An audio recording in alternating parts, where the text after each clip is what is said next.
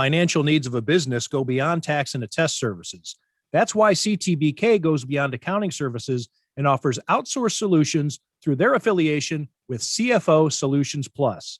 These additional services allow clients to focus on their operational and long-term strategic goals. Trust CTBK's outsourced solutions to provide cost-effective, value-added financial services tailored to your company's needs. Call CTBK at 716-630-2400. Again, 716-630-2400. Or go to ctbk.com to learn more about CTBK's outsourced solutions. Welcome to an international edition of Tim Graham and Friends, brought to you by CTBK, CPAs and Business Consultants. I'm Tim Graham of The Athletic, here with Jonah Bronstein of Bronstein LLC. And I am in London right now. You can't really see it behind me. It's too dark. And even if I could open the blinds, you'd just see some apartments behind me. Jonah is back in the North Towns. Are you in North Buffalo or are you in the suburbs? I'm in City of Buffalo, okay. Turtle Park side. So you're not in the North Towns, you're in North Buffalo. Pretty cool thing though, I learned by somewhat recognizing it. I got to my hotel yesterday and I'm on the 12th floor and was able to look out my window, and you see all these rooftops, and I start thinking about the Beatles. Get Back, the documentary that they did, in which they went to the rooftop of their the building where their recording studio was and had their famous final public performance all together. And I said, that looks like that out there. And so I looked it up, and sure enough, I can see it from my window. Pretty cool. I did check it out, though. You can't go up there on the roof. You would think that that would be a major tourist attraction and a way to make a ton of money. But it is now vacant, or at least last I saw in the research I did, vacant. It used to be an Abercrombie and Fitch because it's in the Taylor district or whatever. So it's all been textiles and tailoring and stuff like that. And I guess it got a little commercial, and then the Abercrombie and Fitch went out of business. But anyway, shouldn't that be a huge tourist attraction? It's such an iconic location. Yeah, I would think that it would be. I don't know, maybe there's no signs, there's no marking, there is a plaque on the building, but that's it. You can't go inside. That's that. Can you do a bus tour of Britain with famous Beatles spots? Oh yeah, there are a bunch of those. Another famous one that I learned in trying to figure out what I might want to do to kill some time on Saturday, there's a Jack the Ripper tour. There's Sherlock Holmes. There's all kinds of things. Obviously, the royal family out the yin yang, all kinds of stuff. Everywhere you look, there's a famous building, location, site of some historical significance, things that are in songs, things that are just in our consciousness. So for instance, one of the things I want to do, and I can't tomorrow, I think I'm gonna have to wait till Monday. I want to go to Westminster Abbey. And I'm a cemetery guy. I like cemeteries. There's a gravitas there. There was a period of time back when I worked for the Buffalo News, when I was on news side and going into the office, where sometimes I'd get away for lunch and I'd go to Forest Lawn and just park somewhere under a tree and eat my lunch. I don't know. There's just something about a cemetery that I find keeps you grounded. And Forest Lawn is obviously an all-time great cemetery. There's a president there. Millard Fillmore's there. A lot of Red Jacket is there. But Westminster Abbey. So I'm looking at the rundown of who's at Westminster Abbey, and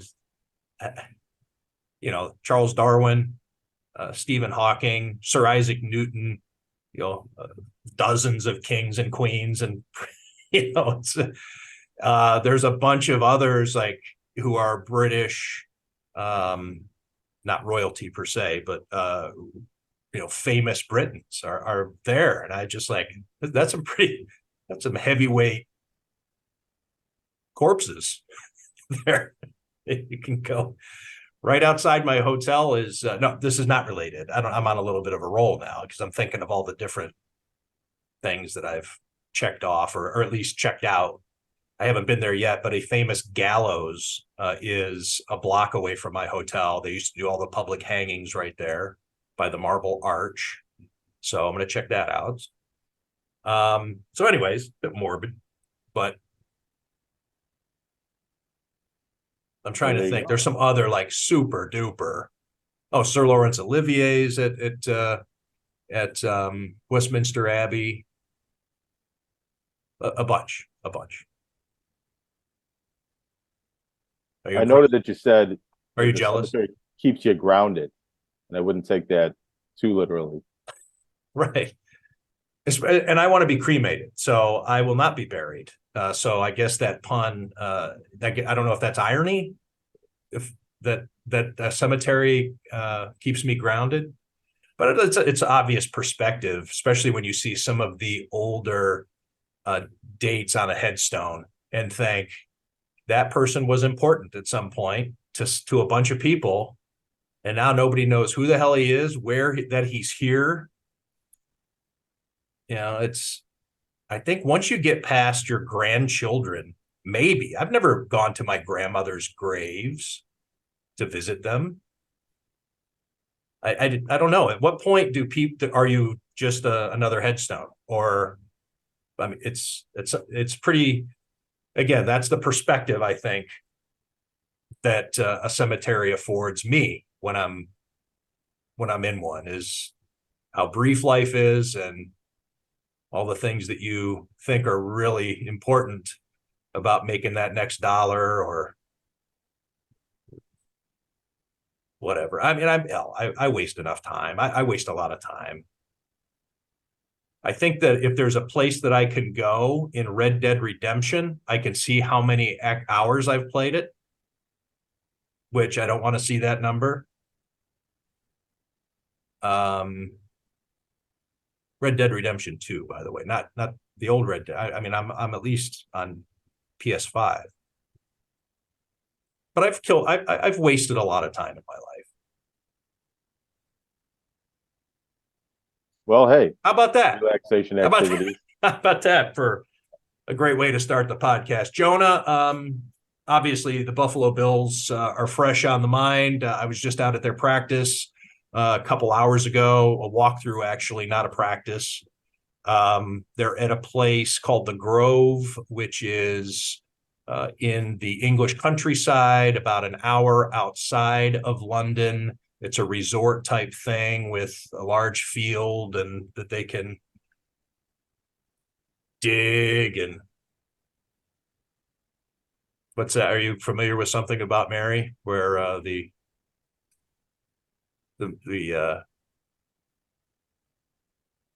guy who's trying to scheme to fall in love with Mary is talking about because she has a special needs brother, and he's trying to impress her by saying that he works with people with special needs, and he tells stuff about how they keep him on leashes, and because he doesn't really know how people with special needs.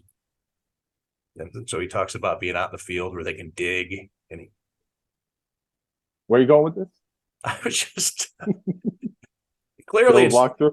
Yeah, Bill's walkthrough. They're out in a big field where they were let out of their cages so they could run around like the feral animals that they are. And it's very scenic, quite picturesque. But they're just trying to shake off the jet lag today. Clearly, I haven't. I'm a bit punchy.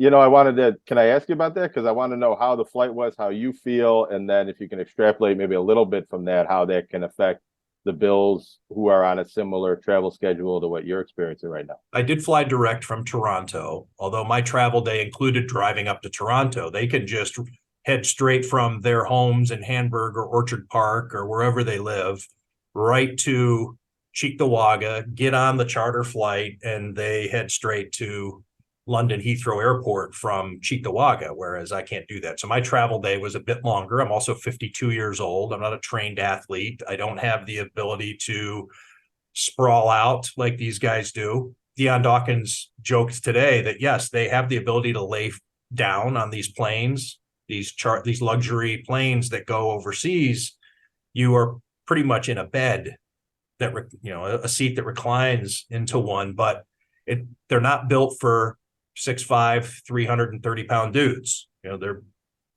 So it's still not comfortable. That said, I was sitting in row 34, and there were still probably 20 rows behind me of this large plane. I have to, wait a good 30 minutes for my turn in the restroom. It was hard to sleep. I didn't sleep, in fact, on my flight, which left at 10 p.m.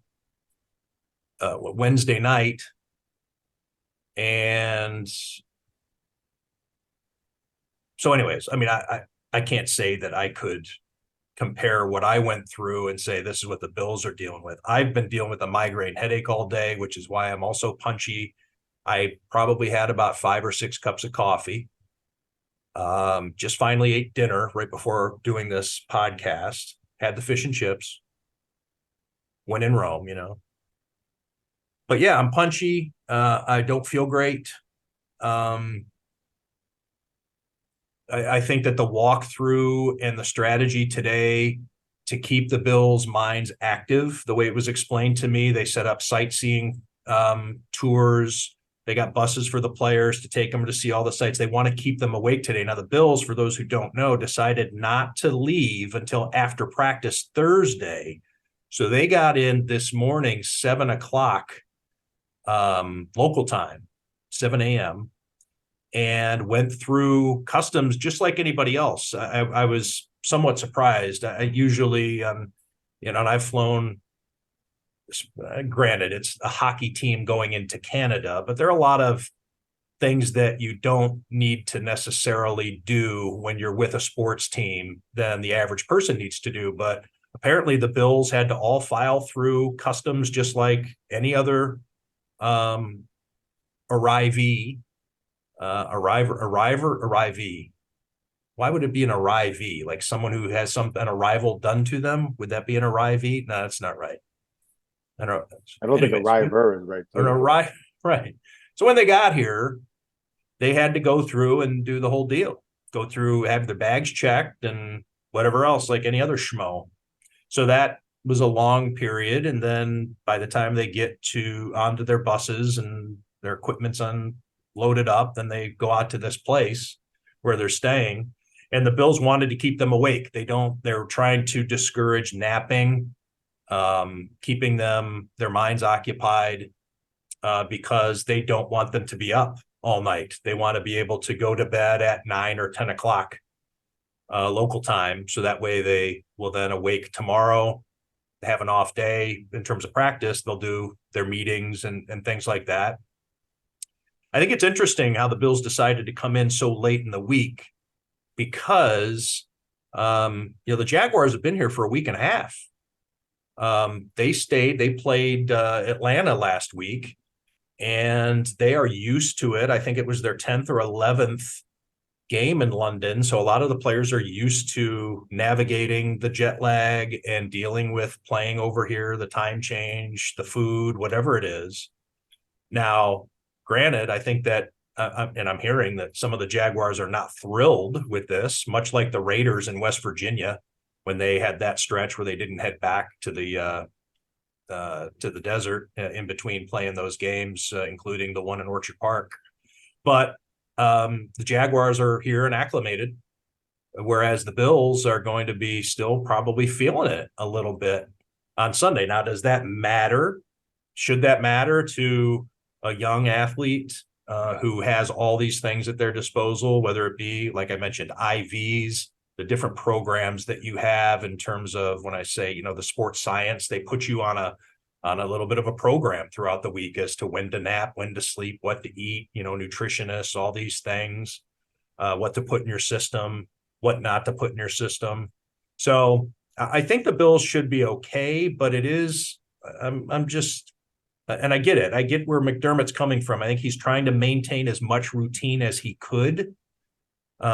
These guys are creatures of habit, but it will be interesting to see how these guys feel if they're honest with us when we talk to them after the game. hey, how you really feeling out there? Were you dragging a little bit? I think it's going to wear on them. Maybe not enough to affect the end outcome of the game, but I don't think you're going to see the same level of performance that you saw in a great game against the Dolphins last week, or really any of the past 3 games. And the Bills haven't taken a long road trip yet this season. They played games in Washington and New York, but those are shorter trips, and they didn't have to go West Coast and deal with time changes. And well, you were there, you can maybe sense this better than I was, but watching the live streams and things of the press conferences this morning, they did come across a little travel weary. You could kind of tell that, while it was the morning and morning here and afternoon there, that they seemed like, they had been through something a little bit to get to that point. They were giddy. I mean, they were they were punchy. Josh Allen was talking like a 7-year-old on his 5th bag of Sour Patch Kids. I mean, they seemed a little bit in vacation mode, a little happy to be there, and not how they normally would be on a Friday, where they don't have to do any media, they don't have to do any type of public appearances or a public workout where fans and media can interact with them. And it just seems like they're completely out of the normal routine. Throw in the travel and the time change and the body clock adjustments, and it's a very short turnaround for them to get acclimated. And like you said, not practicing tomorrow, so they're not really getting used to playing a game that will be on their normal body clocks at 9:30 in the morning. Whereas in training camp, they practice that early every day. But it's been a few weeks since they've done that. They've been practicing later, playing later games. And the Jaguars, even if they're not happy about their living situation, at least their body clocks and their routines have been calibrated to the British time for over a week now. Yeah, and not just that, but as I mentioned before, they also have experience with dealing whatever tricks you need to get over your jet lag. Everybody's different. Some people can sleep at the drop of a hat. Some people can't. Some people can sleep on a plane, some can't. So if you were up the entire trip and then you need your nap now, or maybe you don't. Like Steph Diggs says he doesn't need sleep, that he's ready to play today. If they had to play, it's no big deal to him. But he said that Josh is somebody who does need his sleep. He kept calling him sleepyhead, and about how jacked up he was on caffeine. But Josh Allen, that is. So everybody's different, and the Jaguars have a team that almost full of guys who know what their trick is, or what they need to do, what they need to avoid.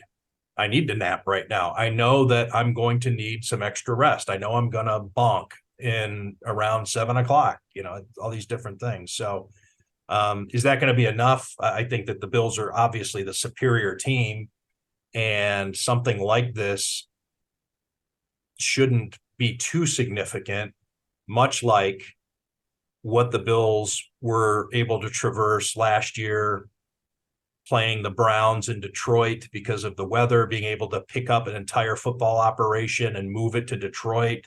The Bills played a pretty good team also. I mean, Detroit last year was decent, and to be able, Cleveland, and then come back 5 days later and play Detroit, or 4 days later, right? Yeah, 4 days later, and play Detroit on Thanksgiving, and win that game too. I mean, so I think that they have some experience in dealing with being shoved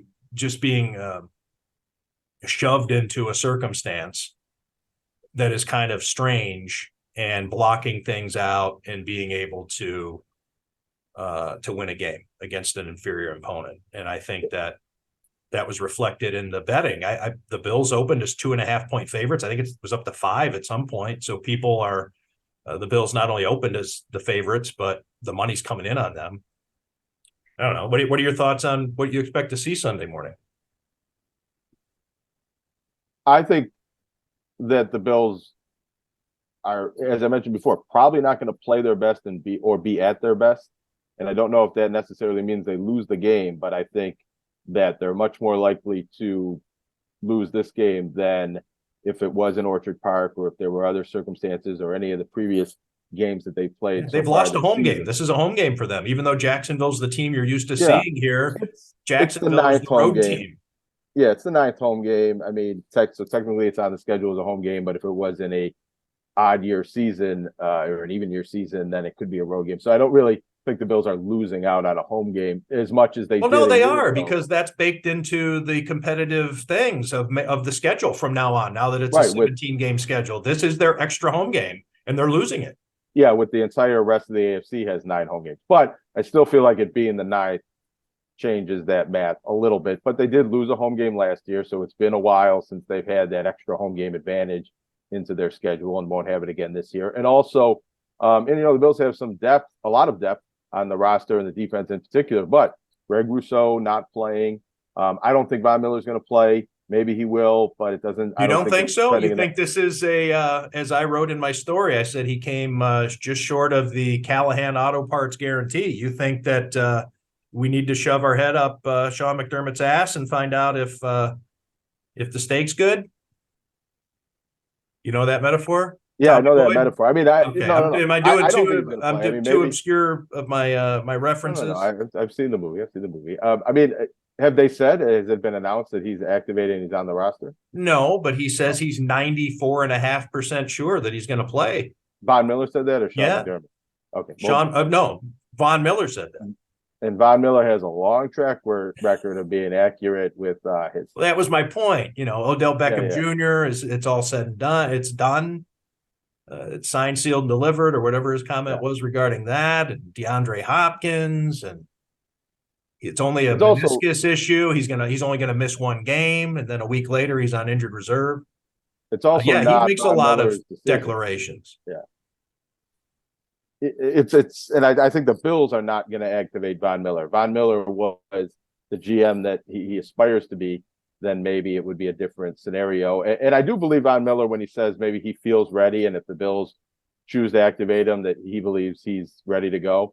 But I think the Bills are going to take a longer ramp up period with a 34-year-old coming off surgery, and it might not be exactly what happened with Tre'Davious White last year, but seeing the time they took and the caution they put into that and allowing him to condition and get ready to play. And then he was on a small snap count in that first game that White played last year. I don't think the Bills are going to rush Von Miller in after one padded practice in which he was limited, and didn't seem to me like it seemed to me like his first practice. It didn't seem to me like his, I'm getting ready to play a game practice. And that's only in the 15 minutes that we got to watch drills. But, he wasn't going first in the drills, and he wasn't super animated and expressive in the drills that we were able to watch.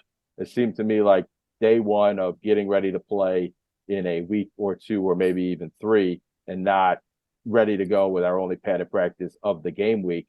But back to my other point, Greg Rousseau not playing. Von Miller, I don't think he's going to play. Even if he does play, probably limited snap count and not the Von Miller of old, at least for one game. You can't count on that being the case. Tre'Davious White out for the season, not playing. So the Bills are starting Jordan Poyer, maybe more likely to play, but coming off not being able to play last week, and who knows how the travel and the light week and the treatment schedule might affect his health and ability. So the Bills are not at their best health-wise, especially on defense and with the travel weariness. I still do think they can win the game, but it will be a game where I believe the story will be how resilient they are and how they pulled out and maybe stole a win, as much as being what they look like, and they probably are the best team in the NFL right now.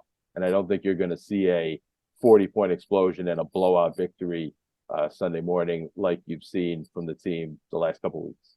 Yeah, it's a good point. Now, you mentioned the other injuries too. So the defense is in flux.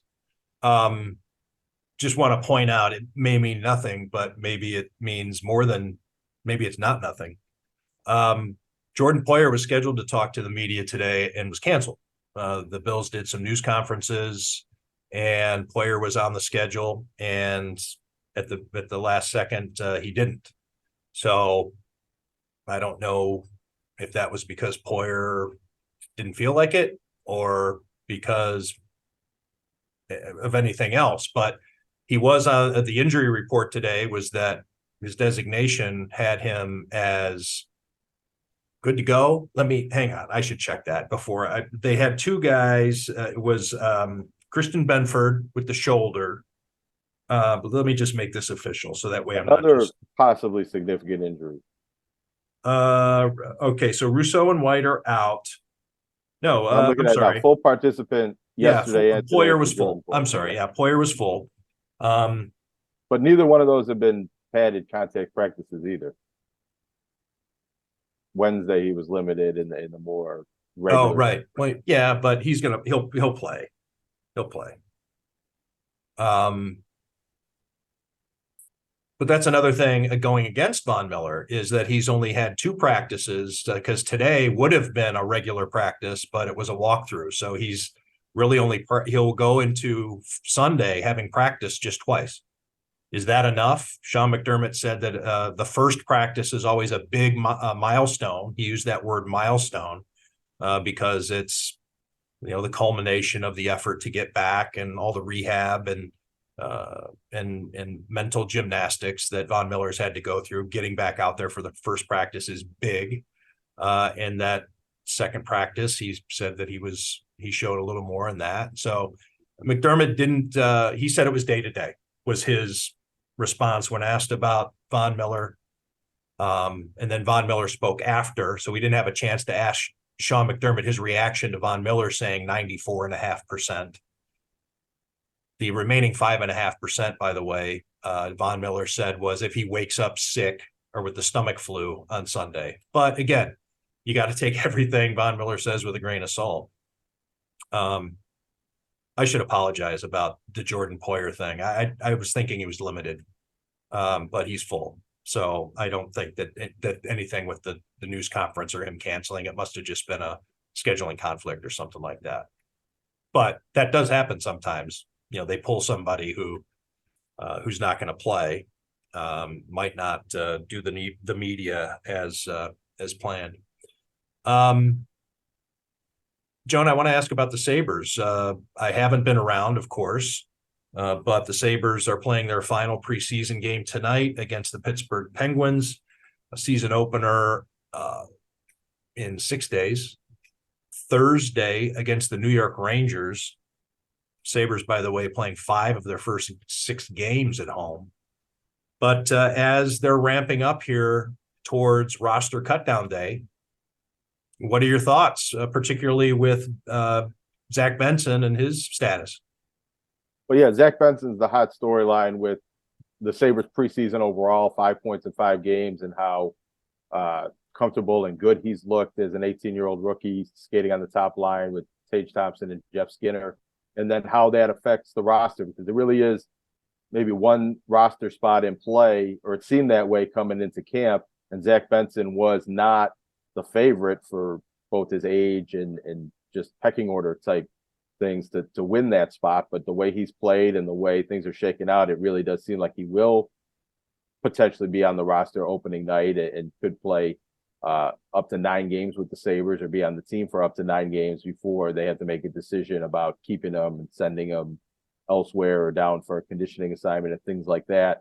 But with the injury to Matt Savoy, with some of the other prospects, Yuri Kulich and Isaac Rosén not really doing a whole lot in the preseason, Zach Benson sees the opportunity for what was that one extra forward spot. And there's some other intrigue with the roster on defense and goaltending, but they do need, there was a competition for one forward spot.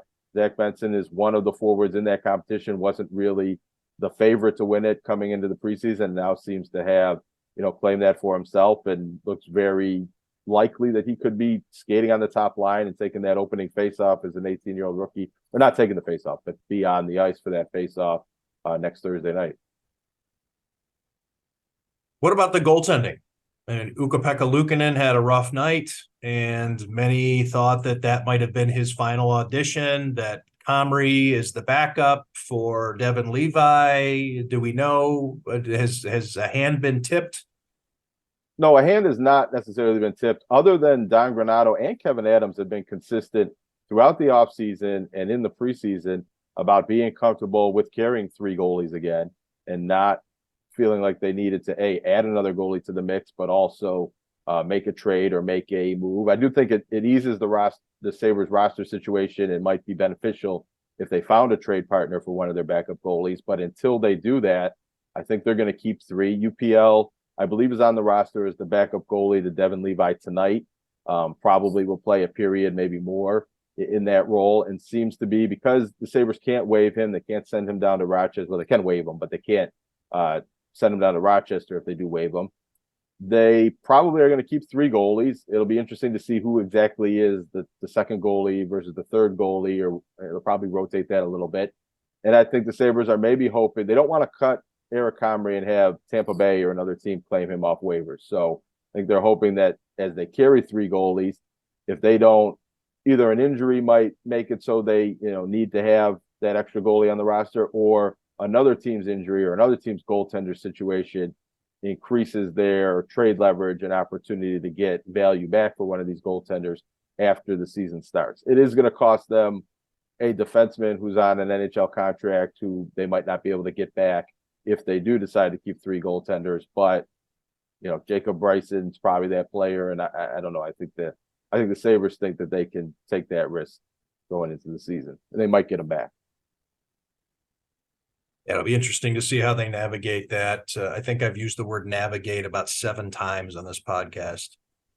I did mix in a traverse also at some point, because I was about to say navigate again and went to the mental thesaurus.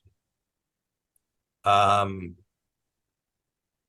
kind of on fumes here, Jonah. Is there anything else we need to talk about before? Back to Zach Benson a little bit. It is notable that he was the number 13th pick in the draft, not the number 1 pick or the number 2 pick or the number 3 pick. And that is quite rare. I haven't looked it up. I kind of want to do some research on this, but how rare it is for someone drafted that low at that age to come right in and claim a roster spot on a team that's still a young team developing, but not the same way they were the last couple of years, where it might have made a lot more sense to be like, yeah, play the young I think guy. it's probably really rare. It's probably rare on any kind of team, regardless of how whether it's a rebuilding team, a shit team, a championship cat, whatever. 13th overall. I mean, that to make it on your next possible opening day roster is incredible. Yeah, and he's beating out at least one player, Lucas Rusek, who seemed to have a roster spot coming out of last season. He was called up. He was the guy that got that opportunity at the end of the year, and is the older of the Rochester prospects that seem to be matriculating their way to the NHL sooner than later. But he signed on a 2-way deal for this year and a full NHL deal for the second year next season. So the Sabres maybe saw something like this coming a little bit and have the opportunity to keep him in Rochester for a little while, and then probably bring him up to take either Benson's roster spot, or if a player's injured later in the season. Also, the Jack Quinn injury created this spot in the first place. If he was healthy and the Sabres had all of their players coming back from last season, there might not be anywhere on the roster for Zach Benson, or would make them have to waive a goaltender to create that kind of situation. And also the Matt Savoy injury, because he was probably the one in line to, if he earned the training camp, if he played well enough in the preseason training camp to earn the roster spot, he would get the up to 9 games on the NHL roster, then the conditioning assignment in Rochester, and allowed to play in the World Juniors, and then maybe come back or maybe go to his junior team later in the season. Now he's injured.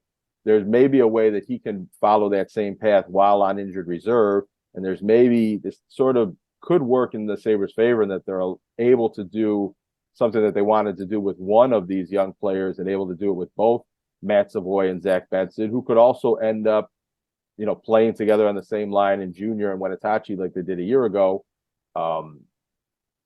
After playing together in the World Junior Championships, a lot of this could align pretty well for the Sabres. And I don't know if it was necessarily their plan, but the way it could come out is a good development strategy for their last 2 first-round draft picks. It's the luxury of having so many young and talented players that you can navigate these decisions a lot more easily, because you do have the flexibility of bringing guys up and down. The older you get, obviously you need to go through waivers, but yeah, this is a benefit. And it also shows how good of a draft pick maybe Zach Benson was, because the Sabres had talked, this was a guy with top 10 talent that we would have taken much higher than number 13. But every team's going to say that. But the fact that he came in and is looking like maybe one of the best rookies, one of the best 18-year-olds in the NHL or in anybody's NHL pipeline does support that fact that maybe, the Sabres got to steal at number 13 with that pick. UB football. What do we got on Saturday? It's escaping me at the moment. UB football's home, Central Michigan, second MAC game. They 1-0 in the MAC now after winning in overtime at Akron last week. Got another home game against Bowling Green next Saturday. If you squint, there is an opportunity, I think, for UB to win both of these home games, be 3-0 in the MAC, be on a 3-game winning streak, and really put that 0-4 start behind them and be in contention for a MAC East championship. I don't know if it's necessarily going to happen. They are home underdogs in this Central Michigan game, and Bowling Green might even be better than Central Michigan. But, I think the UB Bulls do have this opportunity in front of them if they play well. Big win for Bowling Green last week. Yeah. I didn't see. Who did they beat? Shit. You're probably right. I was preoccupied with look at it, yeah, if you can. The UB game I covered, and Bowling Green beat somebody like Memorial, a decent, like a program on the road. Bowling Green is pretty good this year. That I do know. I haven't looked into. Are you looking it up? Specifics of their schedule. I am looking it up. Maybe we could. The magic of editing could maybe look like I knew what we were talking about before this came about. Someone's going to tweet at us. Brian Cummings is going to tweet at us telling us who won this game before he even listens to us answer this question here. Bowling Green beat Georgia Tech. That's a good win. At Georgia Tech. Sure. That's good. Now, Georgia Tech isn't what it used to be. It's certainly not from the same Georgia Tech from the Chan Gailey days. But still, to be able to beat that type of program from a Power 5 conference on the road, it's a big win for a MAC school. Bowling Green also had a 10-point loss against Liberty, which is a 10-point loss. But if you compare it to the way that UB played against Liberty, that's UB lost by infinity. 31-6 loss to Michigan too. 38-7 loss to Ohio, who was the favorite in the MAC East. So Bowling Green's not, an unbeatable team, but Liberty put down that Alpha and Omega ass whooping. They opened up a can of Alpha and the Omega.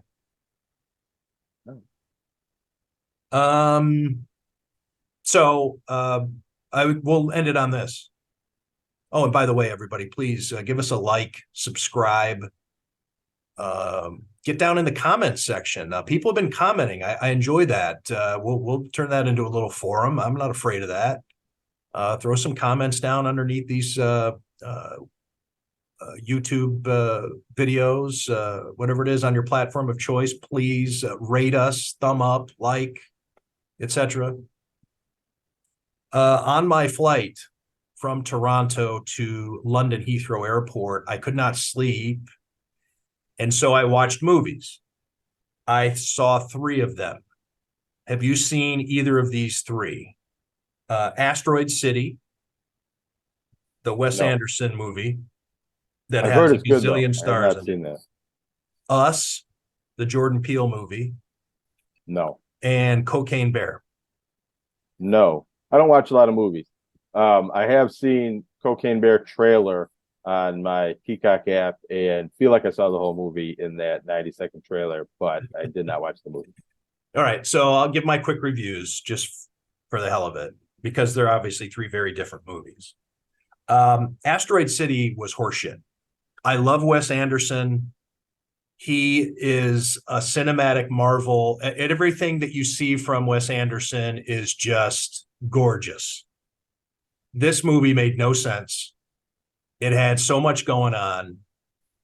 I'm going to have to look up what the fuck he was even trying to do. Maybe there's a reviewer out there that can help explain it to me.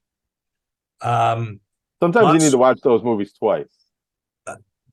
No, I'm not going to watch this movie twice. I may see a review and be like, oh, that's what he was trying. Still sucked. If I can't figure it out, or it needs to at least be, these are the movies that I like. The movie where it's it makes you think long after the movie is over, but not be confused after the movie's over. Sometimes I'm fascinated by a movie as to where it's kind of on the tip of my brain that I'm about to unlock something, and I can try to figure it out myself, whatever deep meaning there might be. But the movie also needs to be entertaining in and of itself, which is what Us was. I thought Us was incredibly well done, and one of those movies where after the fact you start thinking of, the metaphors, the different, the deeper meanings again. And then Cocaine Bear was just fun.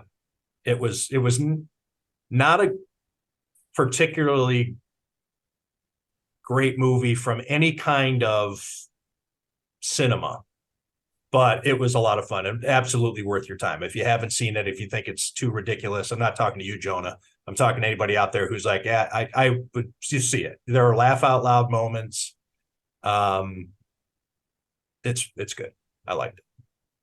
A lot of surprises to me, as far as I was concerned, a lot of surprises in Cocaine Bear about, they're going to try to get away with that. And yeah, they got away with that. That's a movie you'd watch twice? Cocaine Bear, I think I might. Us, I would definitely watch twice. Us is one of those movies that there's, the great, with the horror movie, like with Jordan Peele's first movie, Get Out. When you get to the end, you're like, like it unlocks things of what had happened. You're unwinding the movie in your head while you're still watching the movie. So it's one of those films where you could watch it again from the beginning and have those moments, like, I should have seen that, or that was a pretty big clue right there that flew right past me, or it's supposed to fly past you. You're supposed to catch it an hour after the fact that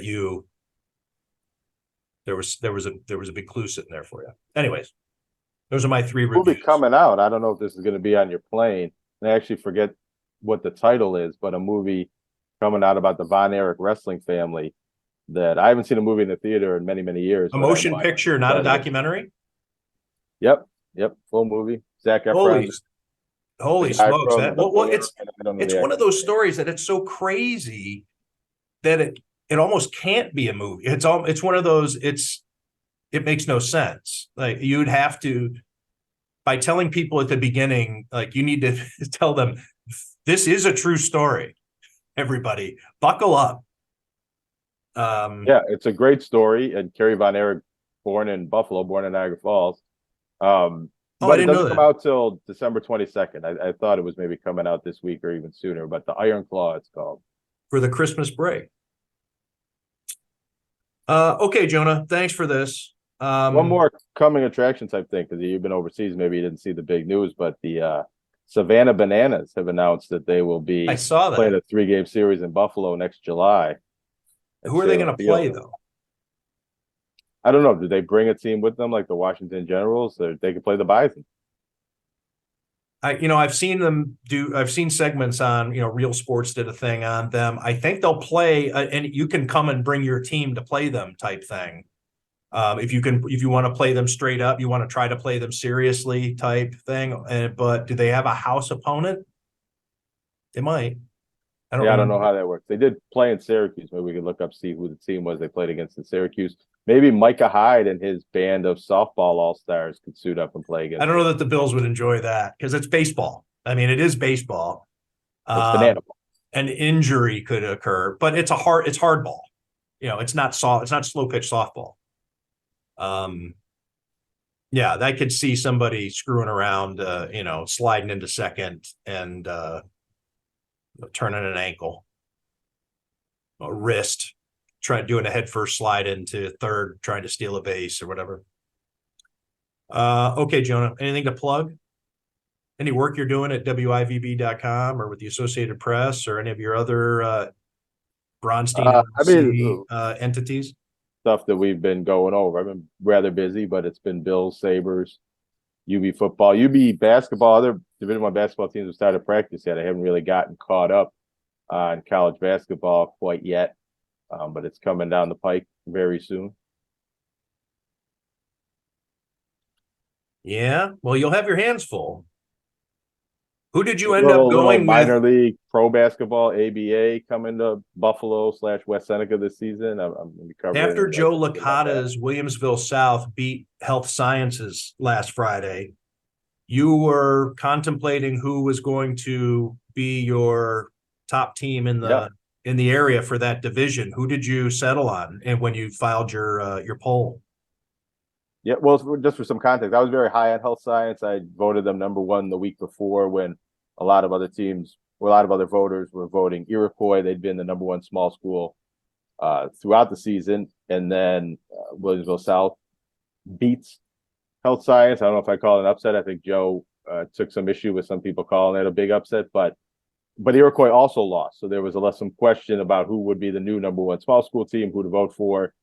The two teams, Maryvale, which beat Iroquois, and Lackawanna, which is undefeated with a lot of big wins, were the two teams. I chose Lackawanna, and it turned out to be a #1. Votes were split between Maryvale and Lackawanna. All right. Who do they have this weekend? Is it going to be settled?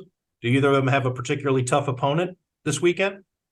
I don't believe so. I can't off the top of my head tell you exactly who each is playing, but I did kind of look at that. And one thing I looked at, and Adam Gorski, a former student of yours that I work with at WIBB, does the 4 games to watch this week. And it was difficult finding a lot of games to pick because there's a lot of teams with good records playing against teams with bad records this week. There is one big game, Lancaster against Jamestown, which those are two top 4, I believe, teams in the large school poll. That's kind of the game of the week. But after that, and Williamsville South plays Pioneer, that's a pretty good game. But after that, it's sort of a light week. I think there's some better matchups coming up in a week or two. All right. Jonah, thank you. And thank you to everybody out there for checking out Tim Graham and Friends, brought to you by CTBK, CPAs and Business Consultants. CTBK is more than just a full-service accounting firm. They are one team with an innovative approach that takes on each new challenge with collaborative problem-solving skills to provide creative solutions for their clients. Based right here in Western New York, CTBK is a champion for your business in our community. Additionally, CTBK goes beyond tax and attest services by offering a wide array of consulting and outsourced solutions tailored to meet the unique needs of your business, allowing you to focus on your operational and long-term strategic goals. Whether you're a large corporation, a small business, or somewhere in between, the team at CTBK is determined to help you succeed. Visit ctbk.com or call 716-630-2400. 716-630-2400 to learn how CTBK's one-team approach can work for you.